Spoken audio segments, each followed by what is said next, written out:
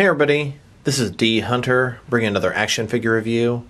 Today we're going to be looking at the McFarlane DC Multiverse Arkham Asylum Batman and the Joker 2-pack. Now I'm not certain, but I believe this is a Walmart exclusive. I got this from Walmart.com, pre-ordered it many months ago, and it finally arrived today. Funny thing is, I actually pre-ordered two of these sets, one to open and one to keep unopened, and they only sent me one. I did check my account, and it says I'm still going to get the other one, so I'm sure it'll be here in the next few days. Just seems a little odd they would only send one at a time. So these guys in the pack, looks like Batman has mud all over him, and they both have Titan all over them. Although at no point in the game did they have Titan on them. Joker has Titan coming out of his mouth, on his chest, and they both have it on their arms. Not sure why they made a pack like this, but I'll tell you, these guys look sick. So let's look at the packaging here. As you can see, we've got Batman in action pose holding a batarang, Joker sort of cowering away. Looks like Batman comes with the remote claw, a couple batarangs, but he does not come with the glue grenade the single release came with. And Joker has two chattering teeth and his pistol. DC Multiverse, Batman and the Joker, ages 12 plus. The top simply says Batman Arkham Asylum. One side, Batman and the Joker, Batman Arkham Asylum. The other side, Batman and the Joker. At the bottom, there is a barcode, in case that helps anybody, as well as a bunch of credits. And then the back, here's Batman and Joker from the game, and several other McFarlane DC Multiverse figures you should track down. So, this is the second 2-pack that I've personally gotten. I have the Flash and Red Death pack. Looking forward to getting the Nightwing and Red Hood pack. And there is a Flash and Gorilla Grodd pack coming next year. So with no further ado, let's open them up. And this guy came in a huge haul I got today. I guess bloodied up is the theme. All four of the Mortal Kombat figures are bloody paint variations. The AEW wrestling figures are bloodied up paint variations. The Batman and Joker 2-pack are muddied up, tightened battle damage pack. And the Flashpoint Batman is just regular. Alright, now that we got these figures out of the package, here they are with all their accessories laid out. They both come with a display stand. They both have a collector's card. Batarang comes with the remote claw and glue grenade from Arkham Origins. And he also has a Batarang both open and folded shut. Then the Joker here, he comes with a pistol and two chattering teeth.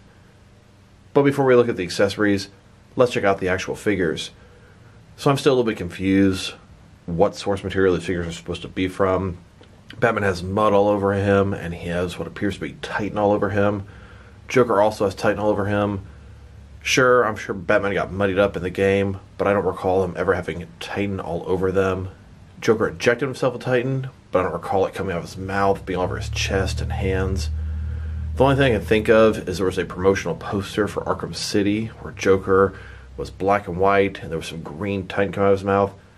But that isn't even the same game. Either way, these guys look really cool, and it's a cool variation. So here's Batman. Exact same body as the Arkham Asylum Batman, which is excellent, by the way. Those super long ears. You can see the red on his face, on his cowl. It looks great. It really pops and stands out among the black and gray colors.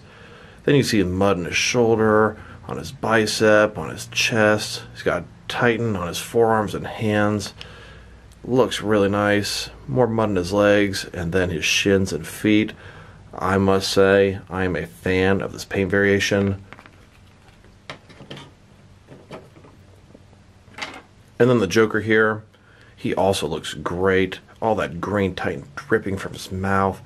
Green definitely matches the Joker's color scheme. He's got Titan all over his chest, on both his hands and forearms. A very nice paint variation, if you ask me. Looks disgusting, deranged, sick. In this video, we'll check out each figure separately. We'll look at their accessories, height, and articulation. We'll compare them both with different Arkham Asylum Batman and Joker figures.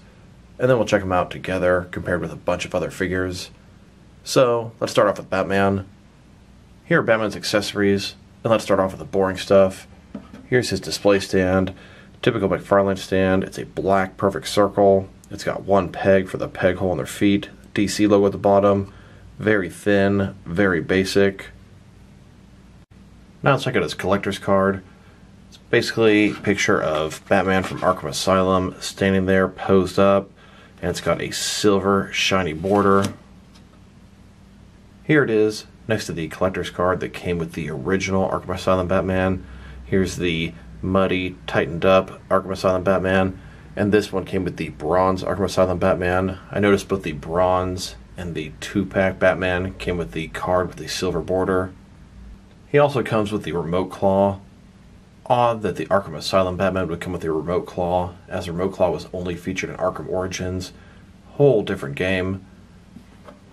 The sculpting detail on this thing is very nice. A ton of detail over it, and the paint job is excellent. It's black, it's got sort of a silver wash. A lot of detail, a lot of weathering. Nice job here. And it is 100% the same as the single release version of the Arkham Asylum Batman. Here it is next to the DC Direct version. It is a little bit different than this, but definitely similar. And I now have 4 of the remote claws in my collection. Here he is holding the remote claw. He holds it okay. His trigger finger fits into the trigger hole. He can sort of tuck it under his arm, and it looks decent, but that's not even how he held it in the game. In the game, he sort of held it like this, with 2 hands, left hand holding the base, right hand holding the trigger area. Although technically, you can get it with his hands like this. He is not able to pose like this. It just does not work. Now let's look at his glue grenade. Another odd accessory for this Arkham Asylum Batman, as the glue grenade was only featured in Arkham Origins. It looks pretty good. It's small. It's got a black bottom, silver top, and some little yellow pieces in there. A lot of sculpting detail, a lot of paint detail for something so small. Here it is, next to the original release glue grenade and the bronze version. This is 100% identical to the original release. Here he is holding and getting ready to throw the glue grenade. Now let's look at his batarangs. He's got one folded shut and one open. It'd be really nice if you could attach the folded one onto his belt somehow. These things both have a pretty nice sculpt and pretty nice paint job. It's not just one solid black piece. You can see silver wash on there, some weathering, and a lot of sculpting detail. Very nice job on these accessories, McFarlane. Here are his batarangs next to both the original version and the bronze version. You can sort of attach the folded batarang to his belt. It's not intended to be done this way, but you can tuck it in and it looks halfway decent. You can sort of pull his arm back, grab the batarang, and here he is getting ready to throw the batarang. Now that we've taken a pretty good look at both the figure and his accessories, now let's check out his height. From bottom to the top of his head, sitting at about 7.1 inches tall, which is going to translate to about 18 centimeters, and then to the top of the ears, about 7.3 inches tall. Now let's check out his articulation. Starting with his head here, of course, it can rotate from side to side. It can look up and down about that much, not bad there. It can also tilt from side to side. Shoulders on a ball joint, think about 90 degrees, a little bit obstructed by the cape here. Up, down, around, all that good stuff. He's got a butterfly joint between his shoulder and chest, just increasing the range of motion in his shoulders. Bicep cut below that. Single jointed elbows, a little bit disappointing there. They can't even go in 90 degrees. His wrist here has a ball there. It can rotate, and it's going to be hinged as well. He's got a ball joint in his torso, can rotate around, also go forward and back. It's got another ball joint at the base. It can also rotate and go forward and back, giving him a very wide range of motion in his torso area. His legs can go out about this far, do the splits. It's not a ball joint, but a similar type concept. They can swivel, but only the tiniest bit. I'd say that doesn't even count. Then go forward about that far, back just a little bit. He's got double jointed knees, and they go all the way back. And then his ankle here, it's got a ball, goes up and down. It can rotate, and it can tilt and rock a little bit as well. And he has toe articulation. And one little complaint about his cape. It looks good, it's big, but if you simply just put this figure down to stand, he'll fall forward every time because the cape is a little bit too tall. You have to sort of pull the cape back, stand him up, and then let the cape land. It does help support him when standing, but you have to position it just right to get it to work.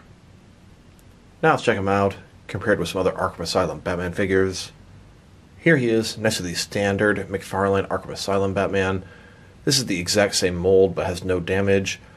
I will say I prefer this one to the tightened and muddied up version, as I can use them in a lot more scenarios, but this paint variation is very nice as well. Then, next to the bronze McFarlane version, here he is, next to the original DC Direct Arkham Asylum Batman. The figure was great for his time, but his articulation is severely dated at this point. I personally think the McFarlane Arkham Asylum Batman has completely smashed the DC Direct one, both in the way it looks and especially in the way it moves. Here he is, next to the DC Direct Arkham Asylum Armored Batman. And here he is with the San Diego Comic-Con exclusive DC Direct Battle Damaged Arkham Asylum Batman. And since this new one is sort of battle damaged as well, he's got mud and Titan all over him, it's kind of cool to have two different versions of a battle damaged Arkham Asylum Batman. Here he is, next to all the other regular Bruce Wayne as Batman figures McFarlane has made so far. Here's this Titan and muddied up Batman next to a couple of other muddied up Batmans in my collection. On the left, we have a Mattel DC Universe Classics Batman vs. Clayface Batman. On the right, we've got a DC Collectibles, I believe GameStop exclusive muddied up Arkham Knight Batman. Now let's look at the Joker and his accessories. He also comes with a McFarlane display base, and he also has this collector's card, which is simply an image of him from the game. And just like before, his collector's card has a silver border, so does the bronze Joker version. The standard Joker has a white border. He comes with a pistol, nothing too spectacular here, simply a revolver. A little bit flat on the detail, not horrible. I think the batarangs look a little better than this thing. Then, here it is, next to the regular and bronze versions of the same Joker pistol, completely identical to the standard release. Here he is holding his pistol, pointing it right at you. He also comes with some chattering teeth. One is open, one is shut. I'm very happy they re-released this accessory from the original, as in the game there were a ton of chattering teeth. One thing I find a little bit odd, the sort of cranking mechanism is a lot larger in one than the other, and on this one it's gum colored. I will say the teeth themselves look great, they look creepy. I like the pink and the off-white tooth color. Here they are, next to the original version, this chattering teeth, and the bronze version. I will say, looks like they made a paint error on mine, as the original one was not flesh colored on the crank mechanism. And here they are with even a few more chattering teeth. I've got a nice bunch for the Joker's armory. And now that we've taken a pretty good look at the Joker and his accessories, now let's check out his height. From bottom to the top of his head, sitting at about 7.2 inches tall, which is going to be a hair under 18.5 centimeters. Now let's check out his articulation.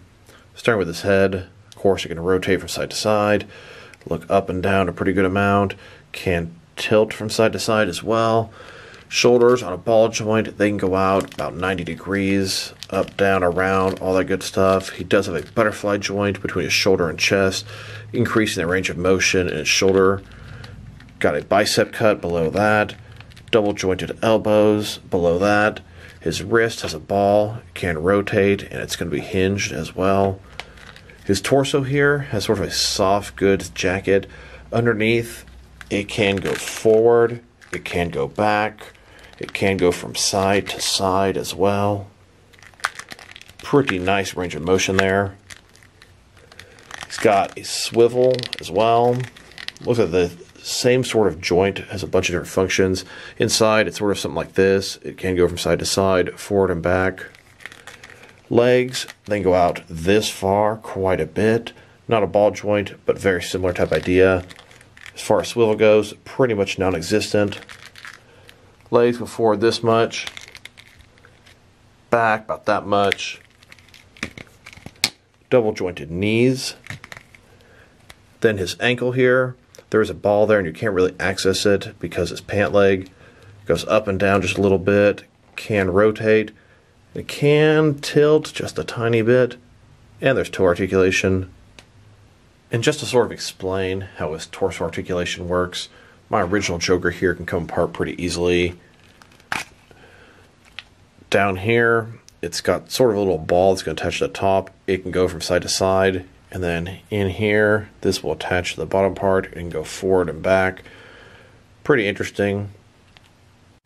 Now let's look at him with some other Arkham Asylum Joker figures.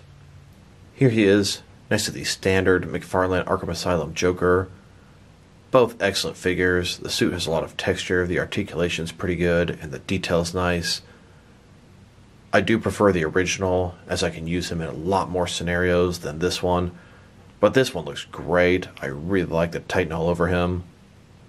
And here he is, next to the bronze version. Now, next to the DC Direct Arkham Asylum Joker. I personally think this Joker perhaps looks a little bit better, but he doesn't move nearly as good. And I'm leaning toward the McFarlane figure size in general at this point. And even though it's technically not Arkham Asylum, here he is with the New York Comic Con exclusive DC Direct Arkham City Joker. The Arkham City Joker design is pretty much exactly the same as the Arkham Asylum one, except this is the sick version. And here he is next to the Mattel Arkham City version. And here he is next to all of the Arkham Joker figures they've made so far in the 6 and 7 inch scale. Here's Joker with the DC Direct Arkham Asylum Harley Quinn. And here he is with all the Joker figures McFarlane has made so far. Here they are in Arkham Asylum, locked in combat. Even though this never happened in the game, here's Joker chugging a barrel of Titan, getting it all over his arms, chest, and mouth. Then he becomes the big old Titan Joker. But we all know, Batman doesn't back down to anything. Now let's check them out, compared with some other action figures, starting off with some other McFarlane DC Multiverse figures. Here they are, with the entire McFarlane DC Multiverse Arkham collection. We've got the Arkham Knight Batman, Arkham Asylum Batman, Arkham Asylum Joker, and Arkham Origins Deathstroke. They haven't announced anything else, but I really hope they keep digging into these Arkham games, and I really hope they do stuff for the upcoming Gotham Knights. Here they are next to the entire McFarlane DC Multiverse collection. If you count all the different variants, I've got a total of 45 figures in one vehicle, and I'm not even fully caught up.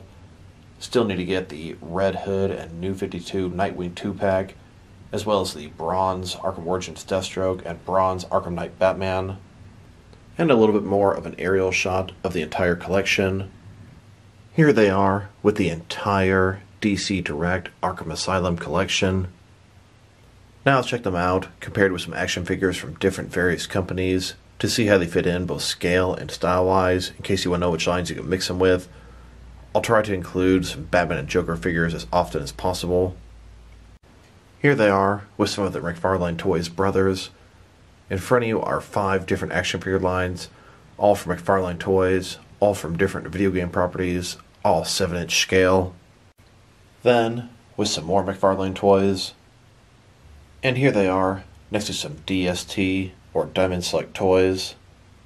Then, with some DC Direct and DC Collectibles figures. And here, with some NECA figures. Then, with some Mattel wrestling figures. And here they are, next to some Mezco 1/12 cloth soft goods action figures. Then, next to some Mattel DC Universe Classics and Multiverse figures. And here, next to some Mafex figures. Then, with some Hasbro Marvel Legends. And here they are, next to some SH Figure Arts action figures. And finally, here they are with some Jazzwares Fortnite figures. So overall, I think these figures are great.